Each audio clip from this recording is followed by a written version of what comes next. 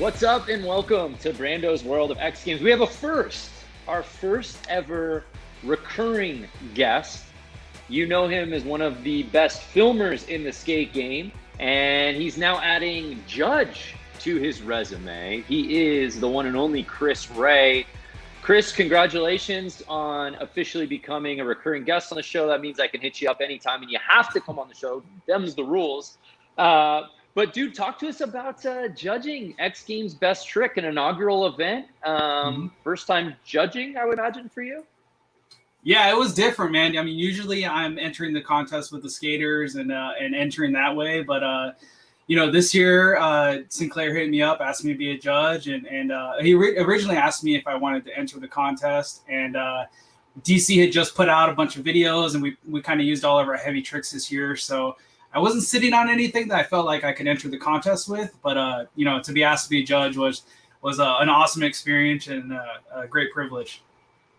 Yeah, and this was a heavy roster, to say the least. I mean, in a year unlike any we've ever really experienced before, with the lack of contests and the inability for so many to travel, the list was long, right? For people who wanted to get their feet wet in something like this. X Games Best Trick. It's not something that's never been done before by other platforms or anything like that, but because X Games put their name behind it, and given the fact that there aren't really any major contests going on this year, it was cool to see a really unique and diverse set of skateboarders competing in this contest. Yeah, it seemed like it all happened really quick. I mean, I didn't know who was all in the contest until it was really time to judge it. So it was exciting to see, man. It was exciting to see the tricks were crazy. It was definitely very difficult to judge. And I'd say it was more difficult to judge it than to enter it on my end, it felt like. Yeah, I was going to say, for you, I mean, are you able to take your filmer kind of hat off and look at this strictly as, man, even whether you have a relationship with these guys or not, it's just like, I am judging this purely on just incredible skateboarding. I mean, that's something we can all relate to when we watch it, particularly if there's a skate video part that you want. But you're so intricately involved in the projects that you work on from a video perspective. It must have been at least kind of neat to just sort of put the camera down and just sit there and just sort of be a consumer of insane skateboarding. Yeah, that was absolutely amazing. I mean, when I was judging it too, it wasn't so much based off of the filming and the editing, like how usual real street contests are. This one was based off of just best trick. But I do think that, seeing a trick filmed cool makes you feel better, obviously. So I think the filming does play a part in all the judging, whether you realize it or not, and even the other judges like Jamie and Stevie. Like, I mean, Jamie has a filming background, but Stevie doesn't. But I still think that if you see something and you might not realize why it makes you feel better, but a lot of times it's because of the way it's filmed and so on. So it definitely played a part on my end, but it was definitely it was cool to be on the other side of it and just kind of judge it from a different perspective.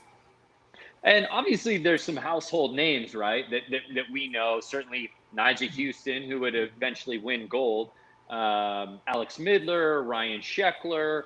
But then there were some really neat kids. I say kids in some respects. I mean that Felipe Mota, I think, is 13 years old.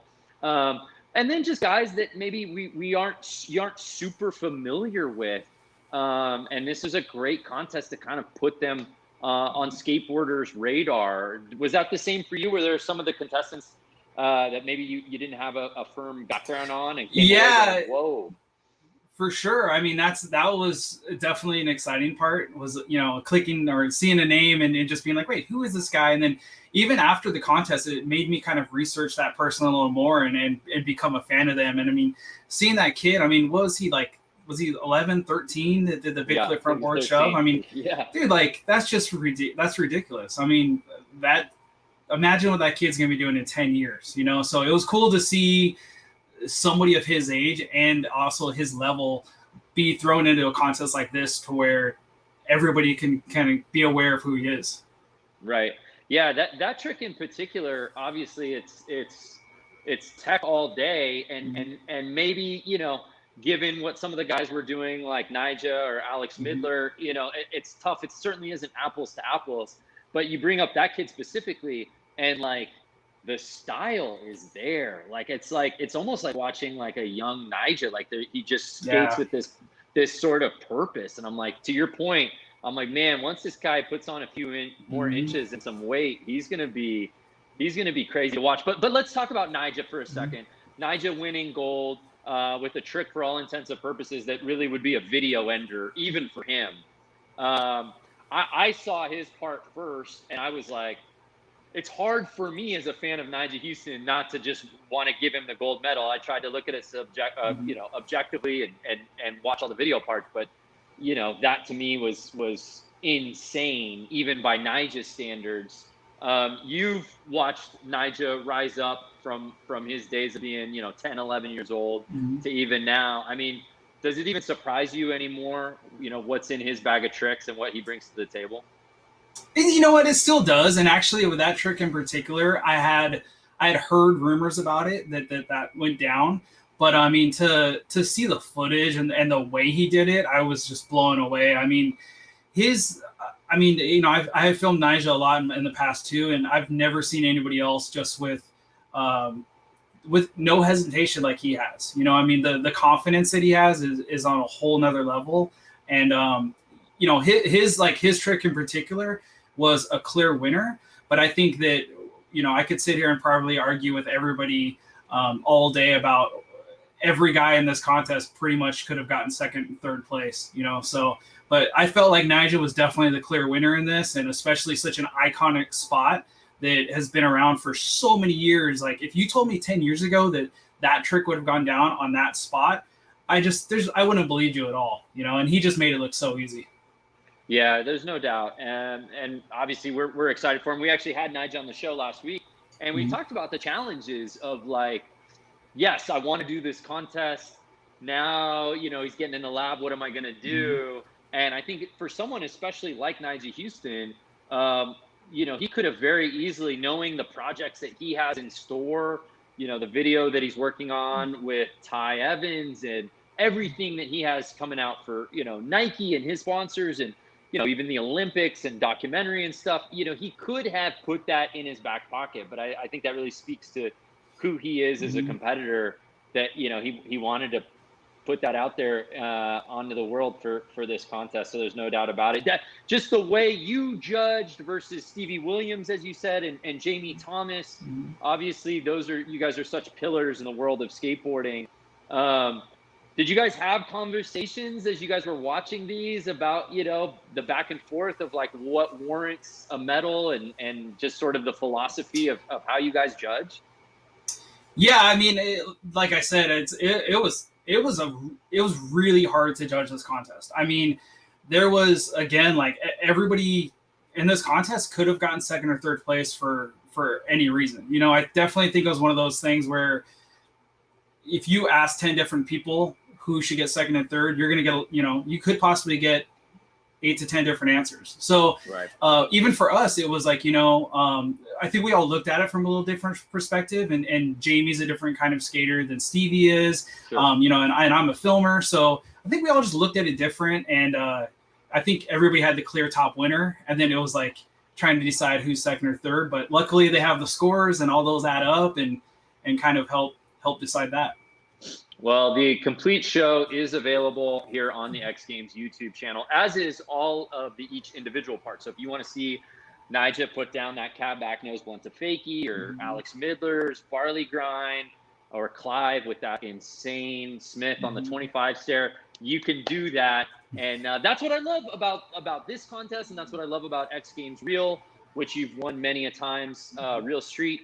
Is that's what makes skateboarding so beautiful, is that you know, different strokes for different folks. And you know, we can sit here and discuss why we think Nyjah's trick was best, but there are some guys who are just like, no way. You know, that's why I love the comment section of like, this guy was robbed, or this was way more massive.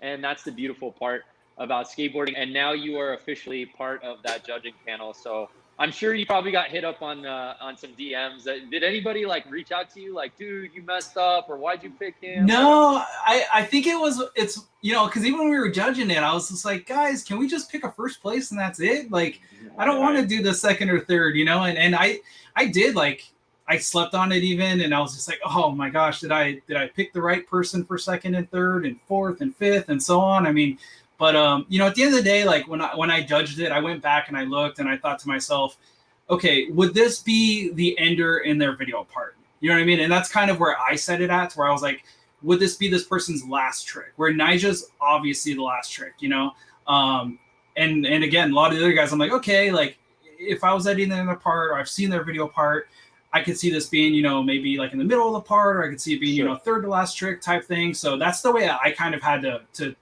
turn my focus and judge it that way.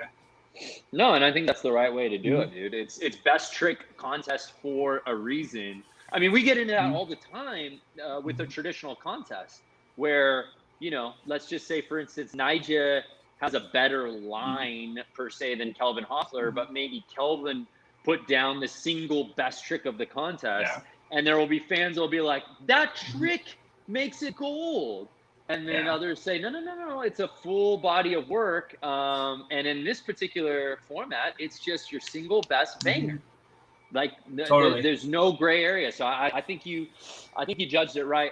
Chris, I'm so excited to have you on the show because you are such a historian of skate video parts. And I want to get into all of that with you. But before we do that, we have a segment here on the show. It's the Hot Box. How quickly can you get through our 20-question rapid fire?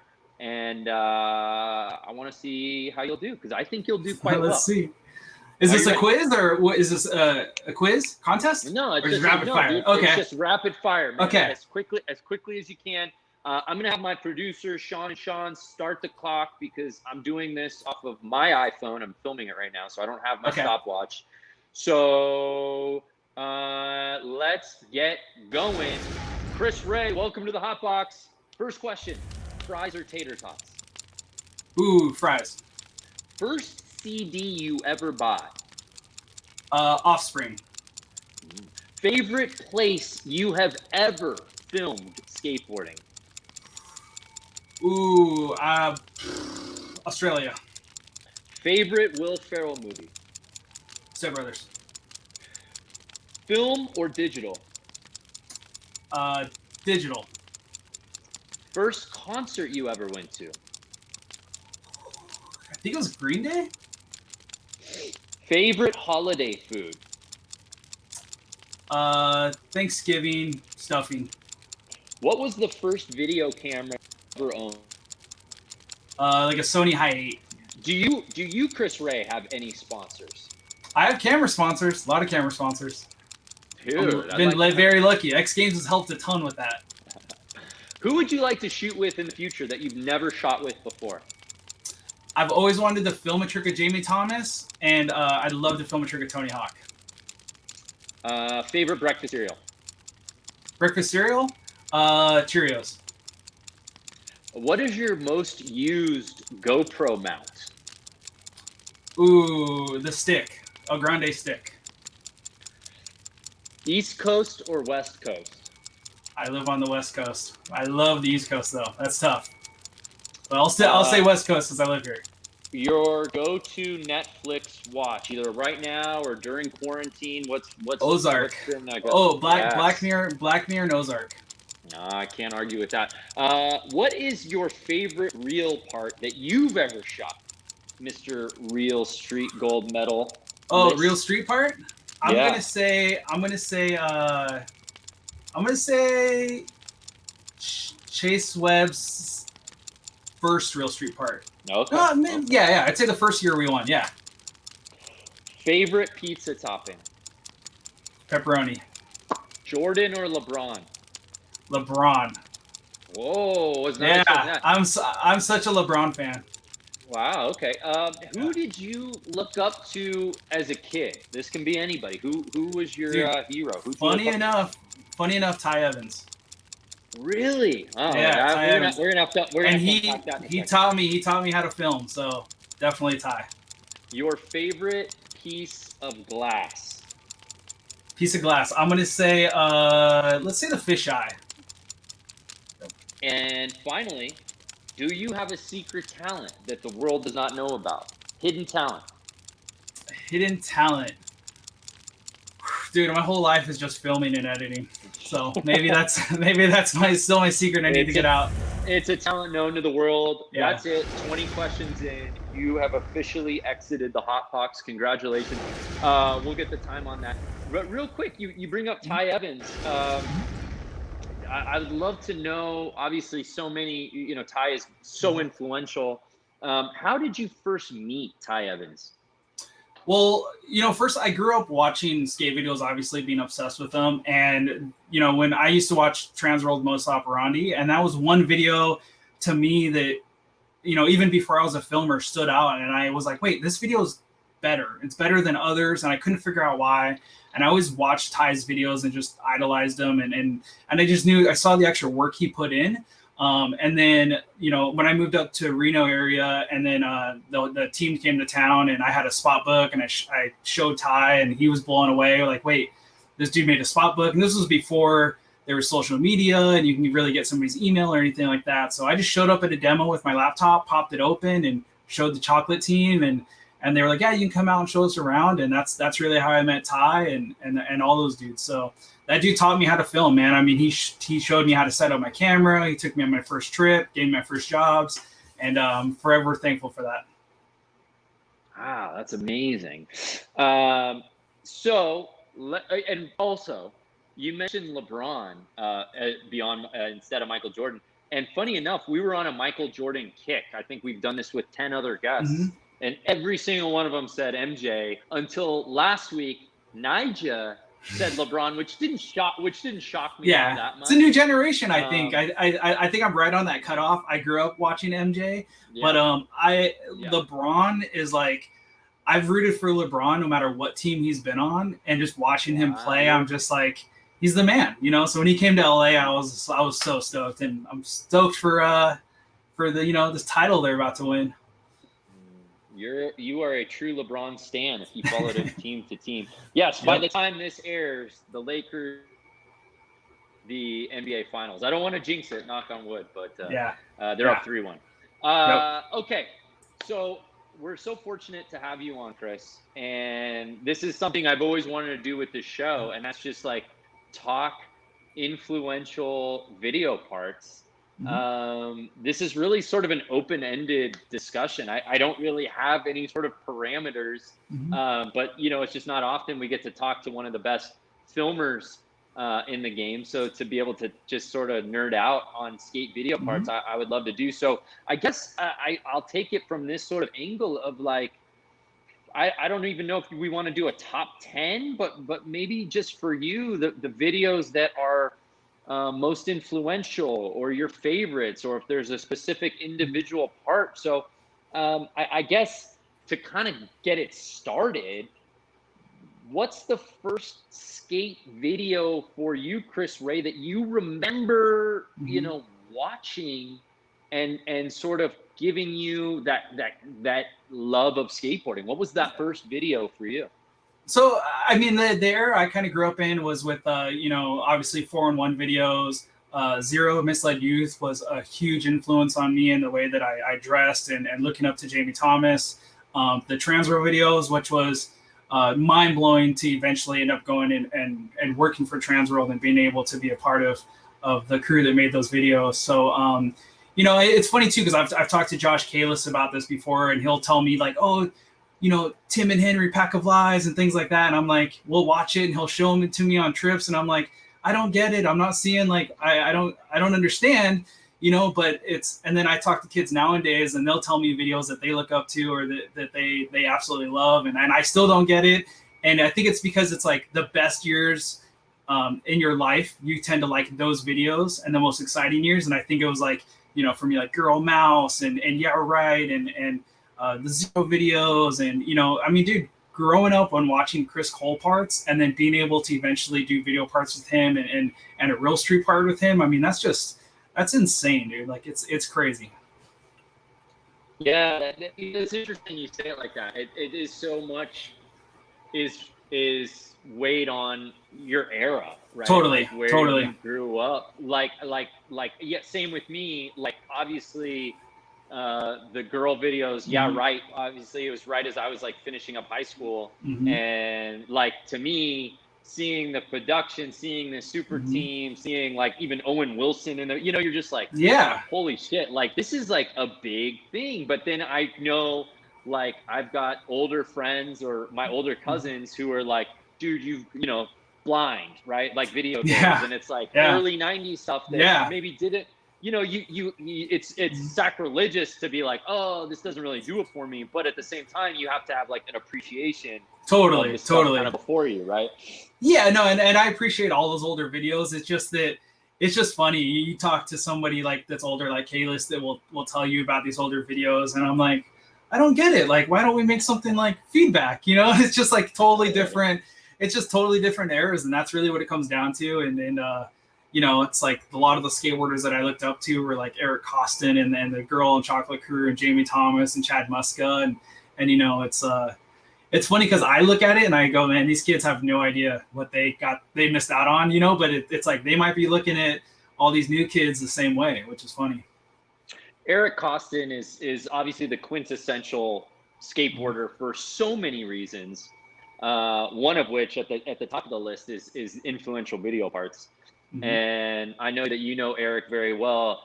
When it comes to Eric Koston, I mean, there's so many different eras of Eric Koston and influential video parts.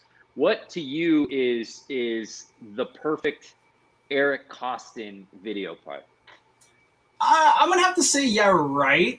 You know, I was around. I got to help film some of his stuff for Fully Flared, and that was an amazing experience. I mean, that's actually the first company that Ty hired me to work for, and that really opened up all the opportunities for me to be a part of a video that was that big. I mean, even for Fully Flared, I was probably more excited for Fully Flared to come out than any other kid out there, and yet I was working for him. So I would say yeah, right, for Eric's stuff, but also being there for the Fully Flared stuff was dream come true. Right. That's interesting. Yeah, I would tend to agree with that. Are you a fan? I mean, obviously, Girl and Chocolate have certainly done it numerous times. I think about, you know, Pretty Sweet and just the production beyond the scope of the skateboarding. And I know there's a lot of skateboarding purists. It's like, you know, there's no need to take away from the skating parts. Let that sort of stand alone on its own. But I can appreciate guys like Spike Jones and people who bring a different sense of what makes, you know, a skate video. Are you in that same boat, or do you like the additional production, or does it depend on, you know, the team or the parts for you? I'm a huge fan of it personally. You know, I shoot with high expensive HD cameras. I'm not like a VX1000 guy, even though I've used it a ton in the past in other projects. I think it really comes down to the skater and the company. You know, one thing as a filmmaker that I've always tried to do is I've always tried to cater towards what that skater like represents in himself. You know, like if I'm working on a Wes Kramer part, obviously I'm not trying to do all this super slow-mo, 8K stuff, things like that, or even with Evan Smith, where I might sprinkle that in with somebody like Tiago or somebody I've worked with, or even Nyjah. You know, Nyjah's parts that I've done looks a lot more high-produced and polished, but I always try to cater with like the skater, and I actually enjoy that because it makes my videos different. It doesn't make them all look the same. I think that there's a formula of like it's put together well, and it's clean, but yet it could still have a raw look if I want to toss that in there. I know you probably have one of the more sophisticated camera bags in skateboarding, but I also see a lot of your clips on Instagram, especially. It looks like you use GoPro quite a bit. Like, well, what's that bag look like when you're taking the GoPro out on shoots? That's probably my favorite bag because it's like nothing. It's just it's a tiny little camera. So I just take this guy and a little stick and stuff and go out skating. It's rad because usually when I do have my bag on me, it's like a ton of gear, but just going out and using this is much lighter and easier to travel with, obviously. Yeah. Do you have anything that you've shot with lately that you're proud of or that you're stoked on when you're just using that out on the streets? Yeah, we did this one shot and it was funny too because I think everybody that I was shooting with while doing it was kind of just like, what are we doing? Like, what is this gonna be? And kind of like laughing at me. But we did this one shot where the camera goes through a car and then the skater comes into frame and he ends up doing a slappy trick on the curb and that one like it just went off. Got shared by everybody. It was pretty cool. Switching gears for a second, obviously, to get the ender part for a team video is the ultimate mark for any skateboarder.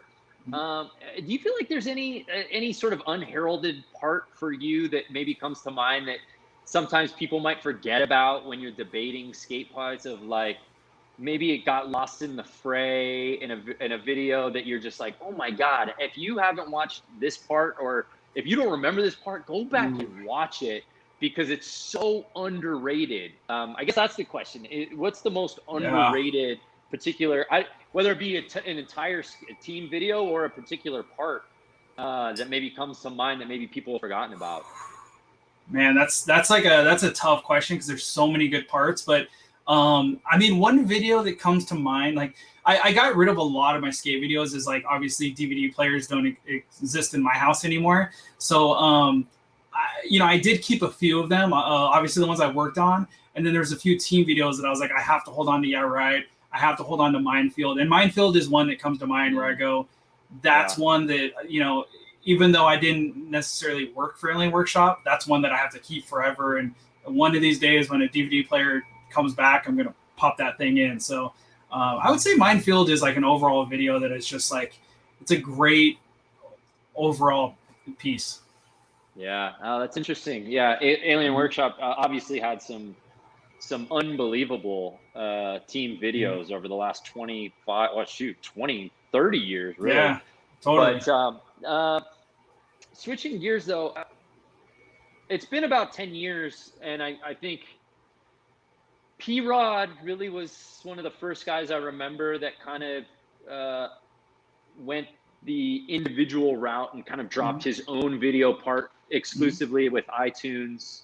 Gosh, what, 2009, 2010, something like that. Yeah. And we wondered, is this a sign of the times? Or are we going to see more of this? Or are we going to eschew away from the team video? Here we sit now in 2020. I'd love to sort of gauge, your authoritative voice on all things skate video parts. If you feel like the team video concept is still alive and well, and there's still a lot left cooking for a lot of brands, or are we going to see a lot more kind of hyper focused parts over the next decade? Well, working for a company and I was really fortunate that I got to start out by the DVDs, and I got to be there for the iTunes. I got to be there when they're still doing premieres, and I was flagging stuff off of YouTube when transfer videos came out, things like that. So I luckily have got to experience all of that. But I think it comes down to what the company kind of needs to represent, and also the skater. When you work on the team videos, the biggest problem that people don't know is that some guys are just quicker than others. So you might have a guy that films 4 video parts while this other guy is still trying to finish the one. And that's kind of always held the team back a little bit. So I think that you find that balance. And even with DC, we've kind of figured that out where, I think we dropped maybe more video parts this year than any other company. But we've also done like smaller videos where it's, kind of like promo size, where it's like 2 parts and a montage type thing, or, 4 parts and a montage. So I think really it's just, I think it's different for everybody. But I like sometimes when it's just one part. I like when it's like a smaller team vibe. I personally, just with the way that social media has kind of what it's done to us with the attention span, I go to click on a video, and if it's 20 plus minutes of a bunch of guys I haven't heard of, it's really hard for me to like watch that through, unless like I see the clips on Instagram and I go, ooh, like I'm gonna go watch that because this got me. But it's just hard to finish the full lengths. I think that it's just a different time, and I think it's okay. I think that's not bad for skateboarding, and I think we have to just adjust to the times. Is it challenging when you're filming, say, for a DC team video, and you're out in the streets with somebody, and the clip is fire, and he's really, whichever skater, let's just say Evan Smith, whatever, for example, is stoked on it, and you're like, oh my God, yes, I know where this is gonna go in the video. how often does it come up where he's like, dude, can I have that clip for Instagram, or can I post that on YouTube? Like the push pull, I imagine from a filmmaker perspective, like, does that you know what? happen? I mean, it could for sure. I mean, for me, my situation, I'm lucky because I'm salary for DC. So whether Evan takes that clip and he were to put it on Instagram or it goes in the video part, I'm still going to get paid.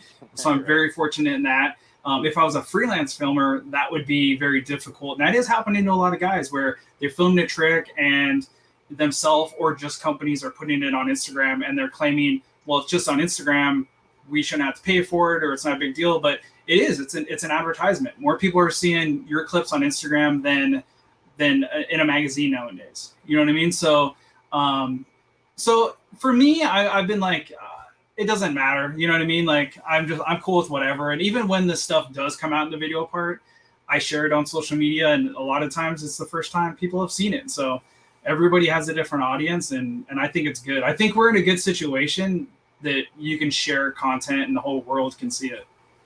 Right.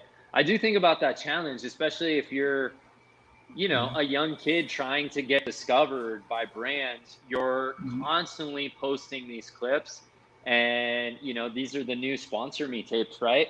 So, you know, you gain enough traction, you gain enough following, all of a sudden a brand comes calling, and okay, sweet, now we got you in the program, and, you know, you're going to be a part of this video. And now it's like that battle of like the irony. I put out a bunch of individual parts to get the opportunity to film the team video with all these dudes.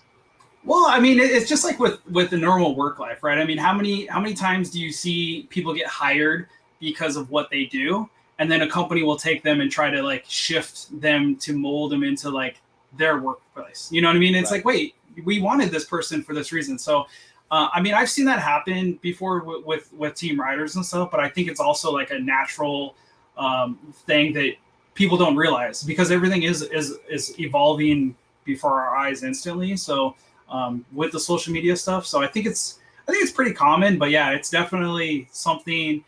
I mean, none of us have it figured out. That's the thing I think everybody can agree on, is that nobody knows the formula and nobody knows what's going to happen in 6 months. I mean, if you think back 6 months on Instagram or the internet, that feels like 6 years ago. It's crazy times. How do you? I'm curious. Obviously, your filming is based off of your eye and what you see, but you also have a responsibility to connect with the skater that you're filming, and you also might know what he's looking for. And you want to put him in the best position to win, and you want to put yourself in the best position to film that. How long does that generally take for you, especially when you're maybe meeting someone for the first time, or someone who's new to the team versus somebody that, you know, you've filmed with for years? It's usually pretty quick. I mean, you know, luckily, not just being a filmer, but being an editor, I know that having more footage, it's like you have way more to work with in the editing room. And on all the video parts I work with all the skaters very closely on it. So if somebody isn't happy, or they want a trick pulled out or a shot pulled out, like I definitely work with them. I would say, like, I want them to be stoked at the end of the day. You know what I mean? So even if I know, like, hey, we're going to win this contest if we do the video this way, and they push back, you know, I definitely try to be easy to work with and just try to change all that. So, you know, I just want them to be stoked on it. I want them to be proud of it. They're putting in all the work right along with me. So. Okay, well, we've talked about, obviously, you know, a new skateboarder and that relationship that you've built with. How often do you get hit up by aspiring cinematographers or editors, or just, you know, younger cats that kind of want to break into the game? They're like, how do I, you know, become the next Chris Ray? I mean, what's that conversation like? A ton. I mean, a lot of people hit me up all the time. You know, I think that even a lot of other skateboarder filmers that are still in the game are hitting me up, because they're wondering, like, they're seeing that I'm doing a lot of stuff outside of skateboarding also. So I think people are calling more for advice of just like, hey, like, how is it you have a family, you work full-time for this company, you're putting out a lot of projects, but yet you're still doing all this other stuff on the side? So I think people are asking, like, how do you figure out that balance, which I'm still constantly trying to figure out myself. But yeah, kids are hitting me up all the time, and I ask them, like, well, what is it that you want to do? And they're like, I want to do what you do. And I'm like, okay, So you're sitting in marketing meetings, you're involved with, pitch decks, the list goes on, so it's not just going out and filming skating and doing the editing. So I think kids get surprised, being a skateboard filmer has just completely changed over the last 10 years. It's way different than it used to be. Yeah, you have a unique perspective, as you said. I mean, you've worn a lot of different hats at the companies you've worked for, but you have such a hands-on approach at DC that it really isn't just, I'm going to go film with these guys in Barcelona and, I'll send you the footage. Like, there are, as I can attest to too, there are so many meetings and calls and things that you just assume, the suits in the offices take care of. And you realize even in the skateboarding industry, a lot of times that's guys like you. So, Chris, I really appreciate the time. Before I let you go though, one thing I have to know, and I don't think we asked you this last time we brought you on after Real Street, and that is of all the work that you've done, of all the video parts you've been a part of, whether it's an individual skater or a team video, what project are you most proud of? Whew. That's a tough one. It's like picking your favorite kid. I know, but yeah. What is you know what? That's a tough one. I mean, I'm just so stoked to be able to be doing this, man. I mean, this was my dream come true. Like, just to be a skateboard filmer, to be filming the guys that I have filmed. It's all been insane. I mean, my favorite skate video part that I've probably done that comes to mind, is Tiago Lemos press play. That's definitely one of my favorites. Nyjah's Fade to Black is one of my favorites. There's so many of them, but I can't believe that I get to do this for a living. It's mind blowing. No, well said. That was a very political answer. I know. I will say though, the Nyjah Fade to Black. What year did that come out? 2011, maybe 2012. Yeah, might have been around there. I just remember the thing about that video was really Nyjah's. After Nyjah had started really winning. Consistently winning X Games, and then certainly the Terry win on the Street League.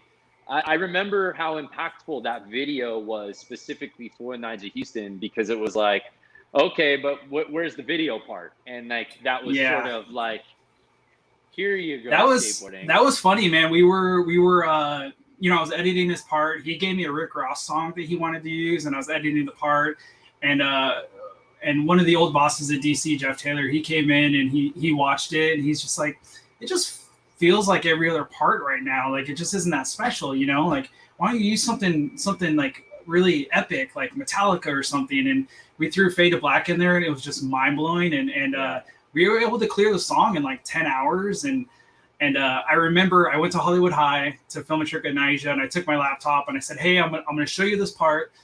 I want you to just keep an open mind. Let me, I was so scared to show him, and I showed him the rough edit, and he just looked at it and said, yeah, man, looks good. I love it. And I was like, I think he even said like, who's the artist or something, So I was like, this is amazing. So that the song choice definitely surprised everybody, I think. And it made such a difference. And that was actually when it launched too, the Thrasher site shut down because it had so many like people trying to watch it. So that was a cool one. Yeah, it doesn't shock me that Nyjah at like 15 didn't know Metallica. It wouldn't shock me at 25 if Nyjah doesn't know who Metallica is.